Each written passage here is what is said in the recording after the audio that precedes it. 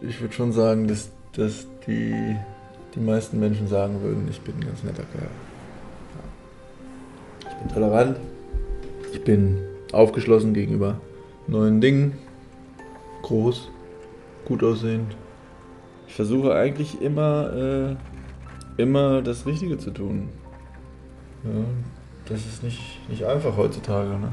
Also da muss man an sich arbeiten. Ich würde sagen, eine meiner Charaktereigenschaften, meiner stärksten Charaktereigenschaften ist Ehrlichkeit. Wenn meine Freunde fragen würdest, was ist der Jens für ein Typ, die würden sagen, der ist ehrlich. Der sagt immer, was er denkt. Da weiß man immer, wo man dran ist. Und manchmal sind Leute dann auch so, dass sie sagen, ja, das ist ja klar, dann guckt ihr den an, der hat kurze Haare und zieht über Ausländer her. Ist ein Nazi. Ich bin kein Nazi. Also wenn ich eins sagen kann, dann ist es, dass ich kein Nazi bin.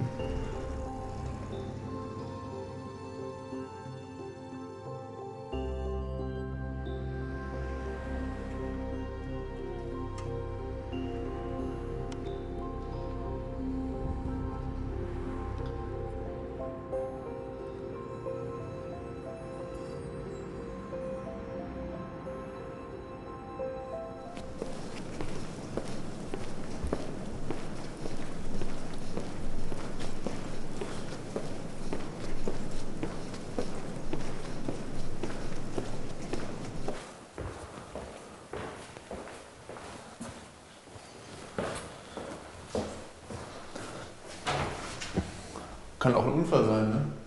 Kann auch sein, dass einfach irgendwo einer ohnmächtig geworden ist auf dem Klo und dann wäre es doof, wenn er da irgendwie tagelang liegen bleibt und keiner ihn findet. Mit den Vorhang muss ich auch gucken. Klingt zwar albern, aber es könnte ja auch sein, dass sich hier jemand versteckt.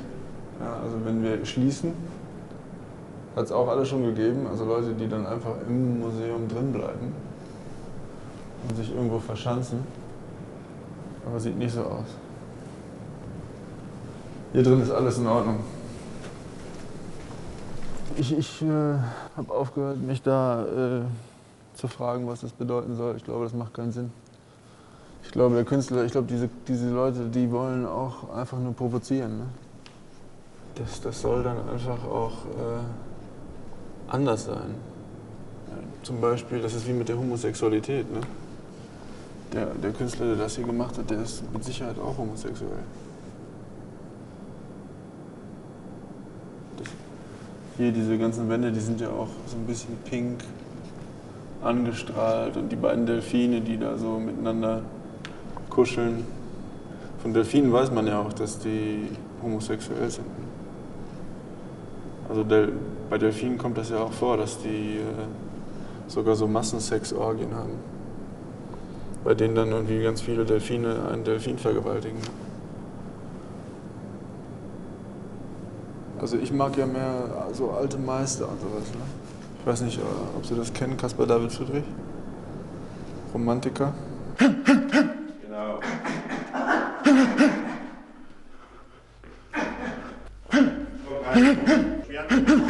Schneidet einschlafen.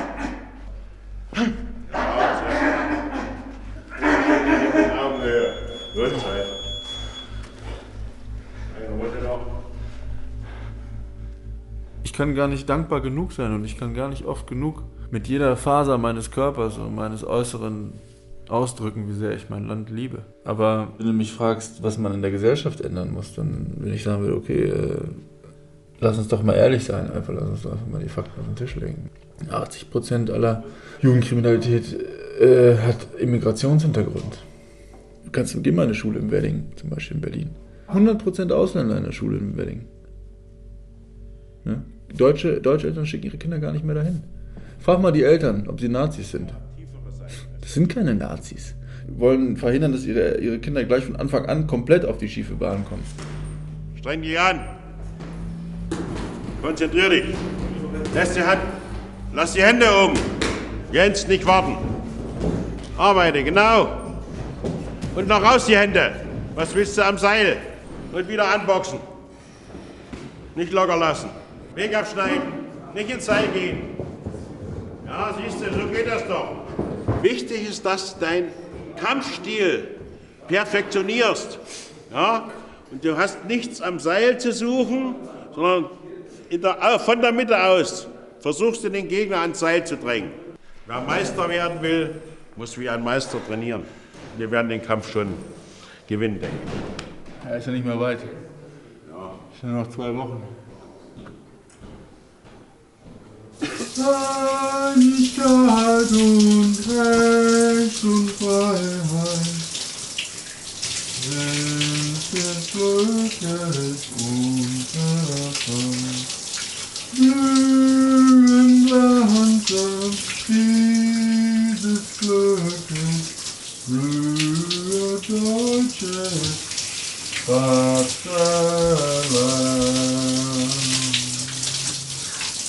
Ich nehme immer nur eine Kernseife. Hier. Das ist das einzig Wahre, weißt du?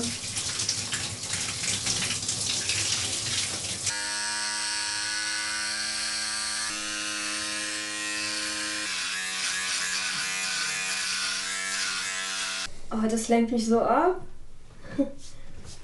dass das alles so schön rasiert ist.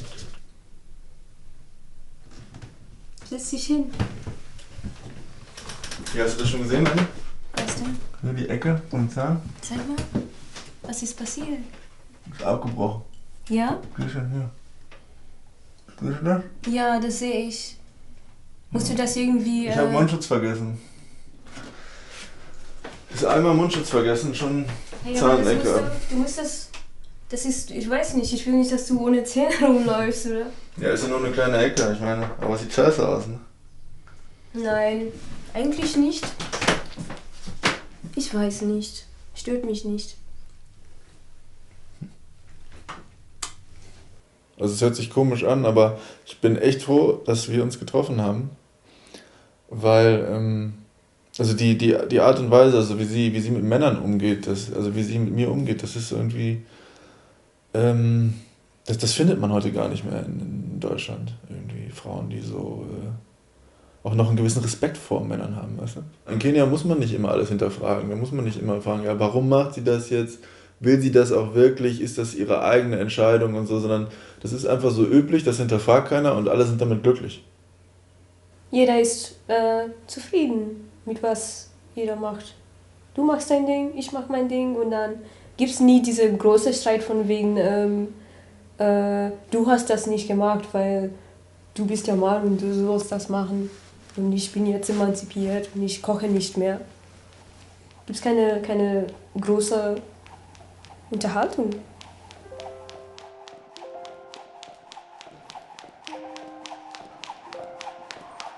Wir haben diesen Schatten der Vergangenheit, der uns im Nacken sitzt. Ne? Hätten wir irgendwelche anderen ermordet, mal angenommen, es wären nur Zigeuner und Schwule gewesen, wäre es kein Problem gewesen. Aber wir haben uns an den Juden vergriffen und das war sozusagen das große Problem. Ich meine, es ist ja schon schwierig, das Wort Jude alleine auszusprechen. Man weiß ja schon gar nicht, was man sagen soll. Was soll ich denn sagen? Ne? Man fängt schon an, sich zu schämen, nur wenn man drüber nachgedacht hat. Da denkt ja keiner drüber nach, wo das anfängt. Ja, was das jüdische Bankenwesen in den USA macht, eine Goldman Sachs, Finanzkrise. Man redet immer über die Banken und so weiter, dass es alles jüdische Banken sind, das interessiert ja keinen. Weil das traut sich keiner zu sagen. Geht keiner hin und sagt, ja, das jüdische Bankenwesen in den USA. Das würde nie einer sagen, wäre sofort ein Nazi. Aber wir müssen doch irgendwann mal mit der Sache ins Reine kommen. Im Kampf ist die Psyche mit absolut entscheidend. Ja, und das werden wir sehen, wie er das verkraftet. Da nützt das ganze Training alles nichts. Das im Kampf, wenn der Gong losgeht, wenn der Gong kommt, dann muss man seine Leistung bringen. Ja? Sonst ist man auf der Verliererstraße. Und da muss man ganz, ganz hart gegen sich selbst sein. Und denk vielleicht auch mal an bestimmte Phasen des Trainings, wo du gegen jemanden Sparring gemacht hast, wie zuletzt hier, wo du der überlegene Mann warst. Ja? Und so musst du auch in den Kampf reingehen, dass du versuchst, der überlegene Mann zu sein in jeder Runde. Ja? Und wenn du das versuchst umzusetzen, dann wirst du auch den Kampf gewinnen. Klar? Klar. Gut.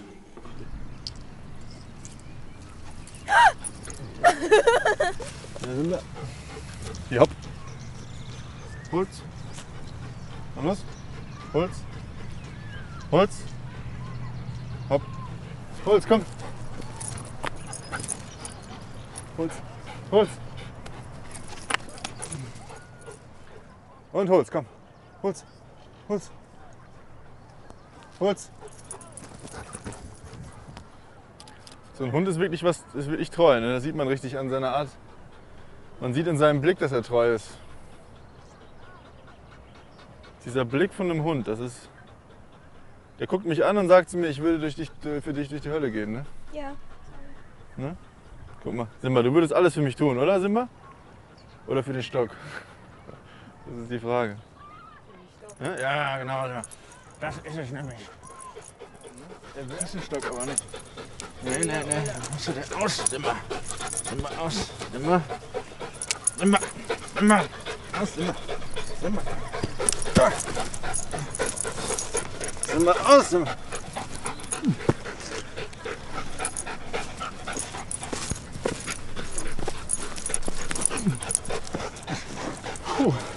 Böser Hund.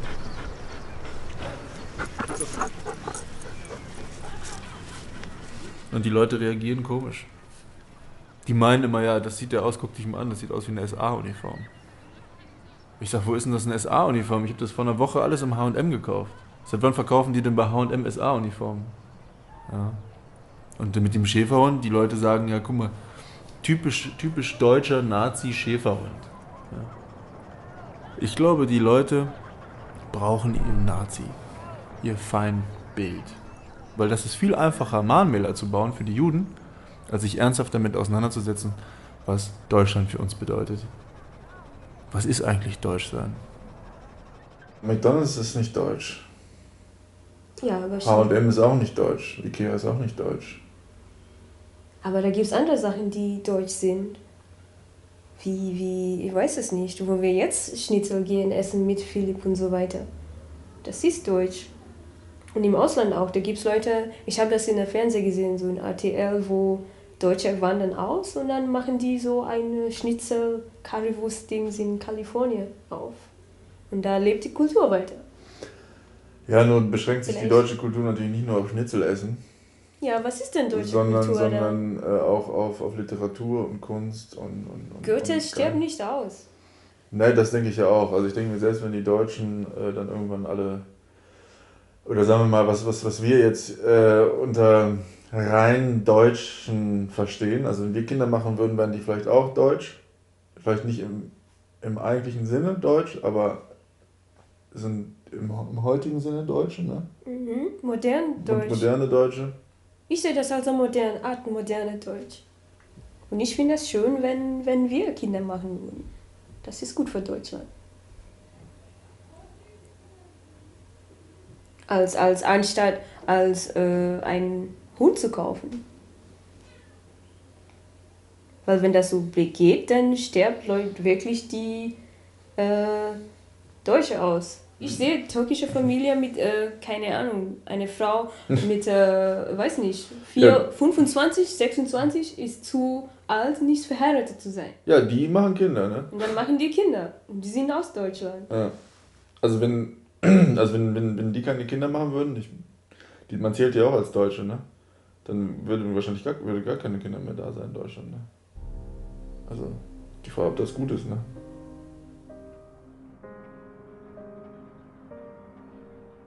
Neulich hatte ich einen Traum. Da bin ich runter auf die Straße, wollte zu meinem Bäcker. Und dann war das gar kein Bäcker mehr, dann war das plötzlich ein Dönerladen. Und ich war völlig verwirrt und bin raus und die Straße weiter runter und es kamen mir ganz viele Leute entgegen, die alle fremde Sprachen gesprochen haben. Chinesisch und Türkisch und Arabisch oder irgendwie sowas. Und es war auch so ein merkwürdiger Geruch in der Luft. Es roch irgendwie nach Apfeltabak. Ich konnte gar nicht mehr richtig atmen und ich habe richtig gespürt, wie plötzlich so Panik in mir hochkommt und ich völlig orientierungslos war. Und ich bin dann losgerannt und durch die Straße gerannt und habe geschrien und bin einfach gegen eine Wand gerannt. Das war schrecklich. Ja, das war ein richtiger Angstraum.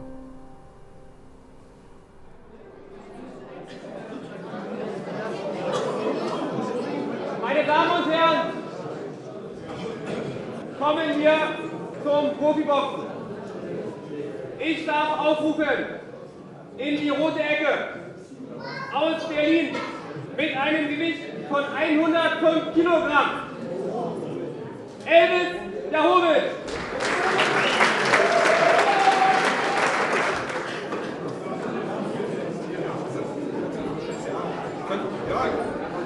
In die blaue Ecke mit einem Gewicht von 93 Kilogramm vom SC Schwarz-Weiß Jens die Eiche Hartmann.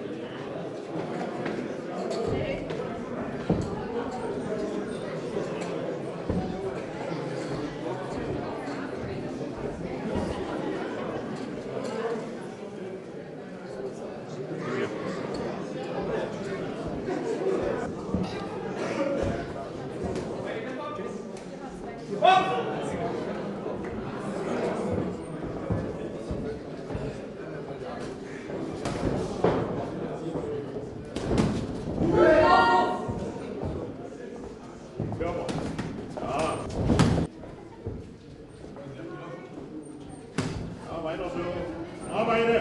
Weiter so. Rick! Körperarbeit. Ja, zum Körper.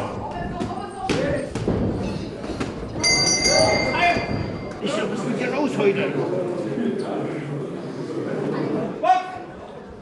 Lang bleiben. Nicht stellen lassen. Nicht stellen lassen.